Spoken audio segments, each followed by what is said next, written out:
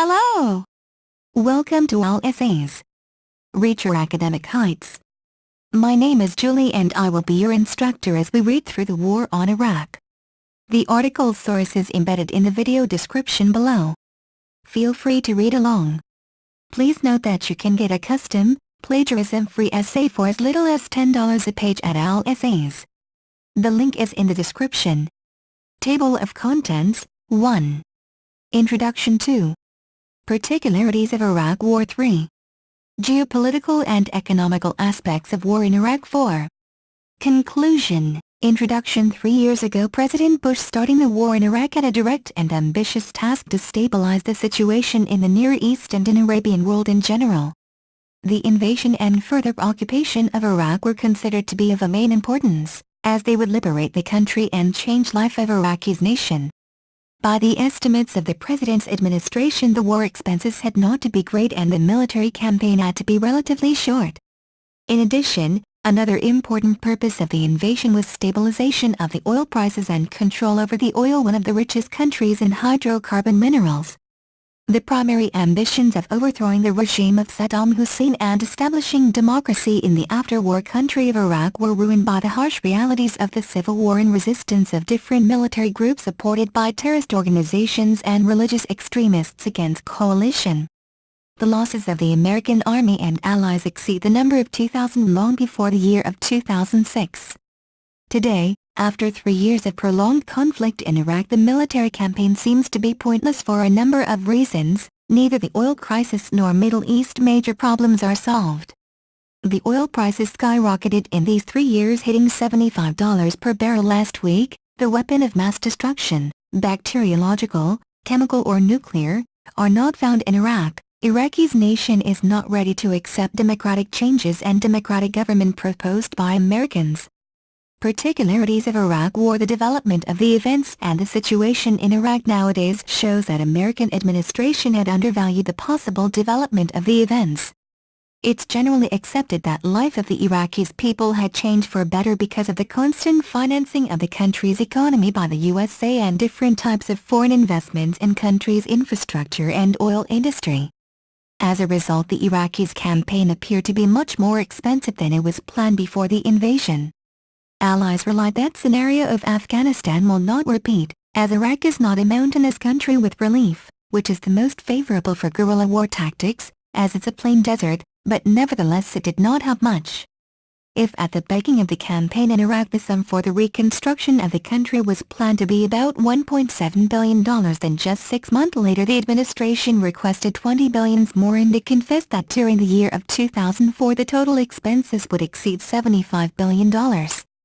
By the end of the 2005 the total costs of war exceeded $200 billion and continued to grow as $4.8 billion are spent monthly on this war. Besides the expenses on the reconstruction of the country, the military campaign appeared to be not so simple as it looked in spring of 2003. The resistance of military groups of Iraqis appeared to be a serious problem. From the very beginning, Washington did not take into consideration the possibility of resistance from the side of Iraqi's military as well as from the side of armored groups of religious and terrorist extremists who use terror and guerrilla practices. The tragic results of such under-evaluation of enemy forces are obvious in daily news report, which witness dozens of deaths nearly every day in different parts of the country, collisions with Iraqis' guerrillas and terrorist acts against peaceful civilians. The scenario of Iraq in many respects turned into a well-known scenario of Vietnam and scenario of Soviet occupation of Afghanistan, where invaders didn't face any strong resistance at the beginning of military campaign, but as a result they were involved in severe guerrilla war against hidden enemy local population, which every second could strike back.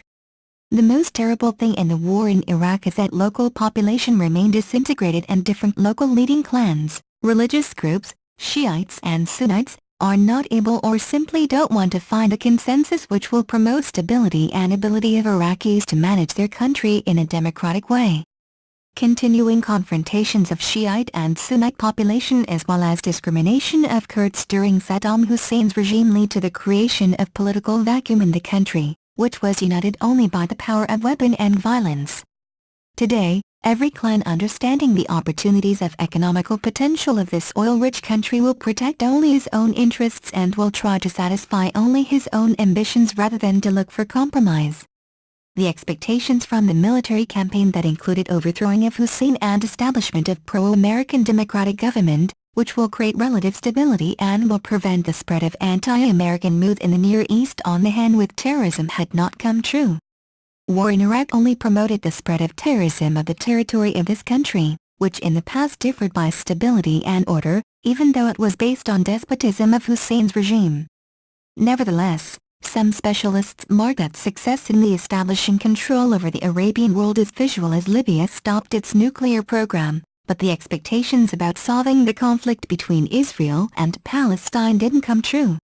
The start of the military campaign also created a very complicated paradox which only destroyed shakable peace on Iraqi's land, as both the supporters and the opponents of the war in Iraq understand quite well what will happen after allies will withdraw troops from occupied territories. Such vacuum of power will be quickly filled with civil war, the participants of which would get an impressive support from the different powers of the Islamic world. A vivid example of the following scenario is post-war Afghanistan from 1989 to 2001, where the failure of the Soviet troops and their removal from the country gave the impulse for a new civil war and establishment of the Taliban regime and northern territories, which are only controlled by heroin mafia. Besides, Taliban with its loyal policy towards Muslim military fundamentalism created favorable conditions for the spread of Islamist fighters on Balkans, Northern Caucasus and Near East and resulting a series of terrorist acts around the world. But to fight guerrillas which are often hidden under the mask of peaceful civilians is much more difficult task than to defeat a poorly prepared and demoralized Iraqi's army. It's understood quite well by a new leader of Iraqi's opposition Sadr, who united all existing groups, unsatisfied with American occupation.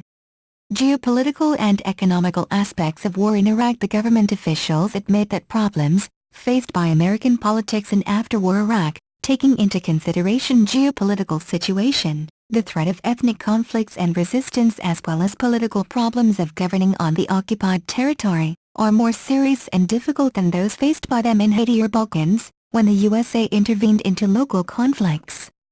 As Iraq is a very serious geopolitical place in the Muslim world, being rich in oil and standing apart from the major fundamentalist processes which took place in last 25 to 30 years, it saved related by deprivations, which lead to personal fiasco and punishment. Bradley 65. References: 1. Shakespeare, W. Macbeth 2. Bradley, A.C. Shakespearean Tragedy. New York, St. Martin's Press, 1966. 3. Evans Lloyd Gareth. Shakespeare 4. London, Oxford University Press, 1967. 4. Granville Barker, Henry. Prefaces to Shakespeare. New York, Hill and Wang, 1970. 5. Losk, Olav. Outrageous Fortune. Oslo, Oslo University Press, 1960. 6. Muir, Kenneth. Shakespeare and the Tragic Pattern. Proceedings of the British Academy, Vol. London, Oxford University Press, 1958. Thank you for taking your time to listen to me. I hope you enjoyed learning about the war on Iraq as much as I did. Kindly remember that you can get a custom, plagiarism-free essay at OWL Essays for as little as $10. The link is in the description. See you next time.